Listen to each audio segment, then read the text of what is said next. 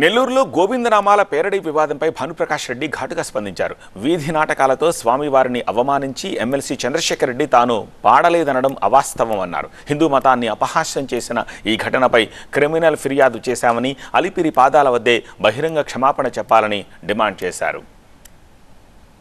ప్రత్యక్ష దైవం, కోట్లాది మంది హిందువులకు ఆరాధ్య దైవమైనటువంటి వెంకటేశ్వర స్వామిని నెల్లూరు నడిబొడ్డులో విఆర్ కాలేజ్ సెంటర్లో వీధి నాటకాలు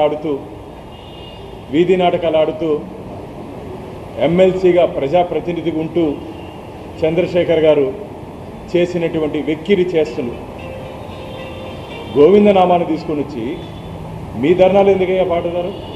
ఒళ్ళు జాగ్రత్తగా పెట్టుకో, నోరుంది కదా అని చెప్పి పక్కన వాళ్ళ దగ్గర పాడించి, మాకున్నటువంటి అనుమానం అసలు పాడించిన వాడు చంద్రశేఖర్ అయితే పాడింది క్రిస్టియన్ అని చెప్తున్నారు. దాని మీద కూడా నేను ఎస్బీ ద్వారా వివరాలు తీసుకుంటున్నాను. వాళ్ళ మీద కూడా క్రిమినల్ కేసులు ఇస్తున్నాను. నేను స్వామివారి అలిపిరి దగ్గరకు వచ్చి బహిరంగ క్షమాపణ చెప్పాలి చంద్రశేఖర్ గారు. ఇది ఒక ఫ్యాషన్ అయిపోయింది. స్వామిని అడ్డం పెట్టుకొని, దేవుణ్ణి అడ్డం పెట్టుకొని హిందూ మత విశ్వాసాల్ని కించపరిచే విధంగా, బాధపడే విధంగా, గాయపడే విధంగా డ్రామాలు ఆడతారు మీరు వీధి నాటకాలు.